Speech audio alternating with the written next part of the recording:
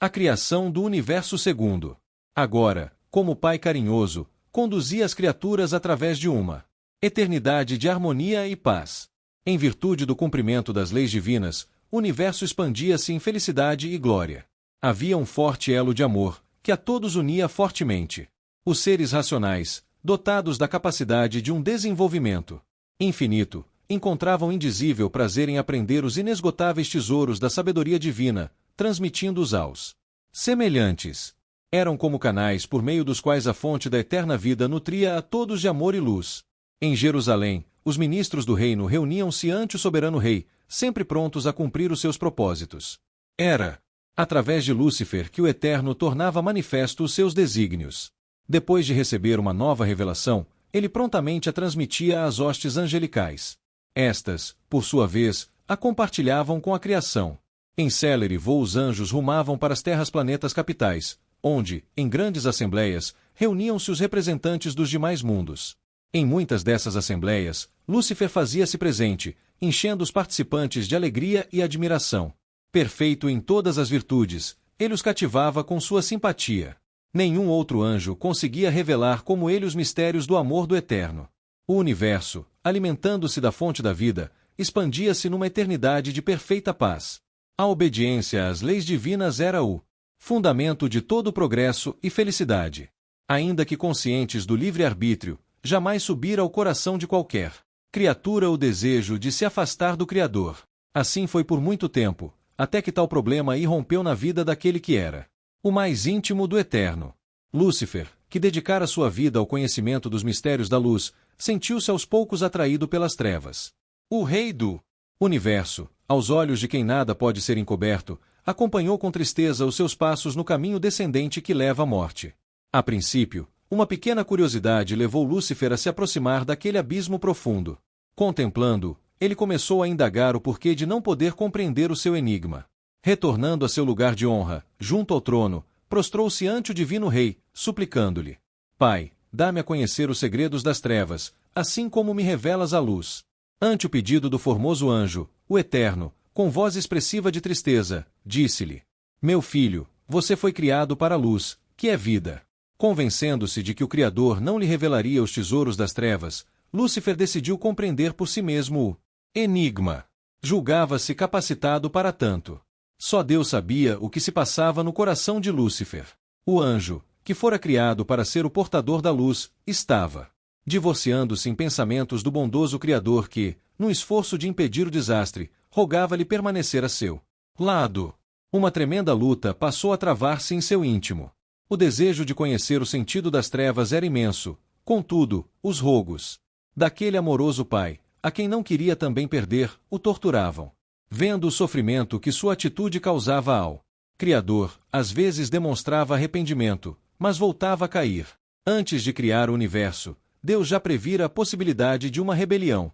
O risco de conceder liberdade às criaturas era imenso, mas, sem este dom, a vida não teria sentido. Ele queria que a obediência fosse fruto de reconhecimento e amor, por isso decidiu correr o grande risco. Ainda que prosseguisse na busca do sentido das trevas, Lúcifer não pretendia abandonar a luz. Esforçava-se para chegar a uma combinação entre essas partes que, no reino do Eterno, coexistiam separadas. Finalmente, com um sentimento de exaltação, concebeu uma teoria enganosa, que pretendia apresentar ao universo como um novo sistema de governo, superior ao governar do Eterno. Denominou sua lei a ciência do bem e do mal.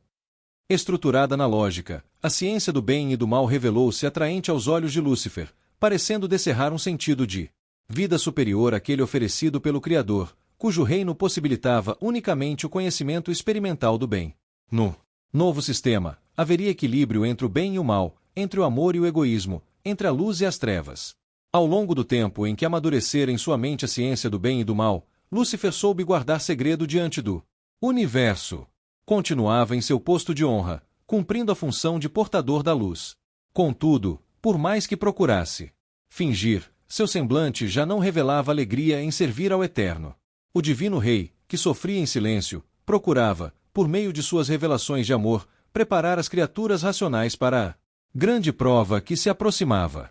Sabia que muitos dariam ouvido à tentação, voltando-lhe as costas. A noite da provação faria sobressair, contudo, os verdadeiros fiéis, aqueles que serviam ao Criador não por interesse, mas por amor. Ao ver que a hora da prova chegará, e que Lúcifer estava pronto para traí-lo diante do universo, o Eterno, que jamais cessara de revelar os tesouros de sua sabedoria, tornou-se silencioso e contemplativo.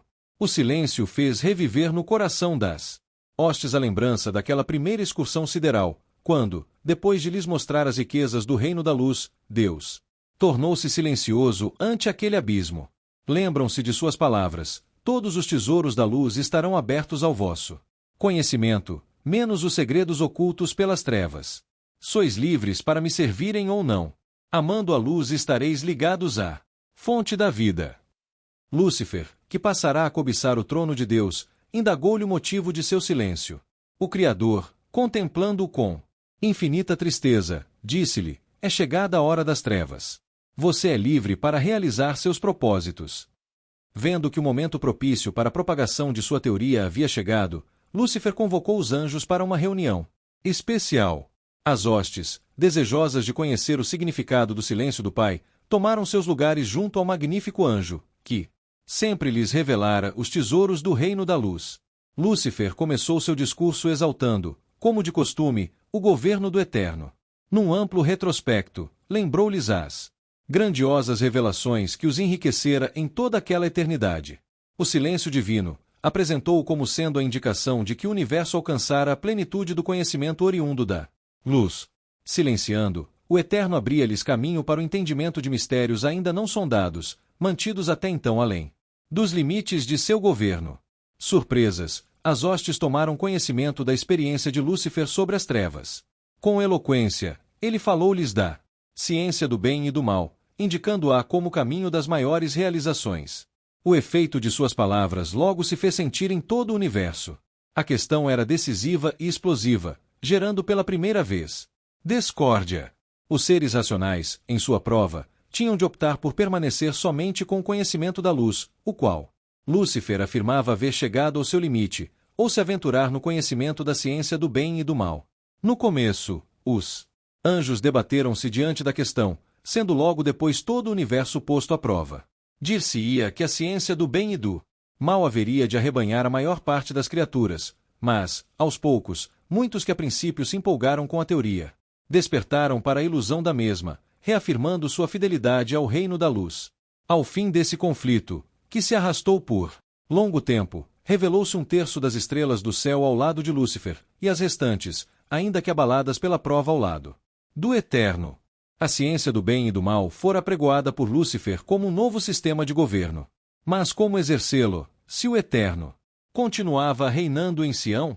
O conselho, formado pelos anjos rebeldes, passou a tratar disso. Decidiram, finalmente, solicitar-lhe o trono por um tempo determinado, no qual poderiam demonstrar a excelência do novo sistema de governo. Caso fosse aprovado pelo universo, o novo sistema se estabeleceria para sempre. Caso contrário, o domínio retornaria ao Criador. Foi assim que Lúcifer, acompanhado por suas hostes, aproximou-se de aquele pai sofredor, fazendo-lhe tal pedido. O Eterno não era ambicioso, apenas queria bem às suas criaturas. Se a ciência do bem e do mal consistisse realmente num bem maior, não se oporia à sua implantação, cedendo o trono a seus defensores. Mas ele sabia que aquele caminho conduziria à infelicidade e à morte. Movido por seu amor protetor, o Criador desatendeu o pedido das hostes rebeldes, que se afastaram enfurecidas. Lúcifer e suas hostes passaram a acusar o divino rei, proclamando ser o seu governo de tirania. Afirmavam ser sua permanência no trono a mais patente demonstração de sua arbitrariedade. Não lhes concederá liberdade de escolha, por que neutralizá-la agora, impedindo-os de pôr em prática um sistema de governo superior. As acusações das hostes rebeldes repercutiram por todo o universo, fazendo parecer que o governo do Eterno era injusto. Isto trouxe profunda angústia àqueles que permaneciam fiéis ao reino da luz. Não sabendo como refutar tais acusações, essas criaturas, emudecidas pela dor moral, ansiavam pelo momento em que novas revelações procedentes do Criador pudessem aclarar-lhes os mistérios desse grande conflito. As acusações e blasfêmias das hostes rebeldes alcançavam o ponto culminante quando o Eterno, num gesto surpreendente, ergueu-se de seu trono, como que pronto a deixá-lo. Os infiéis, na expectativa de uma conquista, aquietaram-se, enquanto um sentimento de temor penetrava no coração dos súditos da luz. Entregaria a ele o domínio de toda a criação, para livrar-se das vis acusações. De acordo com a lógica a partir da qual Lúcifer fundamentava seus ensinamentos, não restava outra alternativa ao Criador. Nesta tremenda expectativa, o universo acompanhava os passos de Deus. Num gesto de humildade, o Criador despojou-se de sua coroa e de seu manto real, depondo-o sobre o alvo trono. Em seu semblante não havia expressão de ressentimento ou ira, mas de infinito amor e tristeza. Com solenidade, o Eterno proclamou que o momento decisivo chegará, quando cada criatura deveria selar sua decisão ao lado da luz ou das trevas. Numa ampla revelação, alertou para as consequências de um rompimento com a fonte da vida. Lúcifer e seus seguidores estavam conscientes da seriedade daquele momento. Vendo que o trono permanecia vazio, Lúcifer e suas hostes, dominados pela cobiça, romperam definitivamente com o Criador. Ao ver um terço dos súditos transpor as divisas da eterna separação, Deus deixou extravasar a dor angustiante que por tanto tempo martirizava seu coração, curvando-se em inconsolável pranto. Contemplando seus filhos rebeldes, ergueu a voz numa lamentação dolorosa: meus filhos, já não posso chamá-los assim. Queria tanto tê-los nos braços meus. Lembro-me quando os formei com carinho. Vocês surgiram felizes e perfeitos, em acordes de esperança em eterna harmonia. Vivi para vocês, cobrindo-os de glória e poder. Vocês foram a minha alegria. Por que seus corações mudaram tanto? O que mais poderia eu ter feito para fazê-los permanecer comigo? Hoje minha alma sangra em dor pela separação eterna. Como olharei para os lugares vazios onde tantas vezes rejubilantes ergueram as vozes em hosanas festivas, sem me vir à mente um misto da felicidade e dor. Saudade infinita já invade o meu ser, e sei que será eterna. Hoje o meu coração rompeu e quebrou-se, as cicatrizes carregarei para sempre. Depois de proclamar em pranto tão dolorosa lamentação, o Eterno, dirigindo-se a Lúcifer, o causador de todo o mal, disse: Você recebeu um nome de honra ao ser criado. Agora não mais o chamarão Lúcifer, mas Satã, o Senhor das Trevas. Depois de lamentar a perdição das hostes rebeldes, o Eterno, em lentos passos, ausentou-se do jardim do Éden, lugar do trono universal. Onde seria agora a sua morada? As hostes fiéis acompanharam reverentes os seus misteriosos passos de abandono, que pareciam descerrar um futuro difícil, de sofrimentos e humilhações. Ocupariam os rebeldes o divino trono, profanando-o como domínio do pecado. Esta indagação torturava o coração dos súditos do Eterno. Deixando sua amada cidade, o Senhor da Luz conduziu-se, em meio às glórias do universo, em direção do abismo imenso, a respeito do qual silenciara até então. Ali deteve-se mais uma vez, emudecido, enquanto parecia ler nas trevas um futuro de grandes lutas. Ante o sofrimento do Eterno, expresso na tristeza de seu semblante, os fiéis puderam finalmente compreender o significado daquele misterioso abismo. Consistia numa representação simbólica do reino da rebeldia. Na face entristecida de Deus manifestou-se, por fim, um brilho que aos fiéis animou. Erguendo os poderosos braços ante as trevas, ordenou em alta voz: haja luz. Imediatamente, a luz de sua presença inundou o profundo abismo e, triunfando sobre as trevas, revelou um mundo inacabado, coberto por cristalinas águas. Com esse gesto, iniciava o Eterno uma grande batalha pela reivindicação de seu governo de luz. Batalha do amor contra o egoísmo, da justiça contra a injustiça, da humildade contra o orgulho, da liberdade contra a escravidão, da vida contra a morte. Batalha que, sem trégua, se estenderia até que, no alvorecer almejado, pudesse o divino Rei retornar vitorioso ao santo Monte Sião, onde, entronizado em meio aos louvores dos remidos, reinaria para sempre em perfeita paz. As trevas, em sua fuga, apontavam para o aniquilamento final da rebeldia. As águas abundantes que cobriam aquele mundo, até então oculto, simbolizavam a vida eterna que para os fiéis seria conquistada pelo amor que tudo sacrifica. O mundo revelado era a terra. Visitada pelas trevas e pela luz, ela seria o palco da grande luta. Rejubilavam-se os fiéis ante o triunfo da luz naquele primeiro dia, quando as trevas em sua fúria rolaram sobre o planeta, sucumbindo em densa escuridão. A luz, que parecia vencida, renasceu vitoriosa num lindo alvorecer. Ao raiar a luz do segundo dia, o Eterno ordenou: haja uma expansão no meio das águas, e haja separação entre água e Águas. Imediatamente, o calor de sua luz fez com que imensa quantidade de vapor se elevasse das águas, envolvendo o planeta num manto de transparência anil. Surgiu assim a atmosfera, com sua mistura perfeita de gases que seriam essenciais à vida que em breve coroaria o planeta. O Criador, contemplando a expansão, denominou-a céus. A atmosfera, que cheia de brilho envolvia a Terra, sombreou-se ao sobrevir o crepúsculo de um outro entardecer.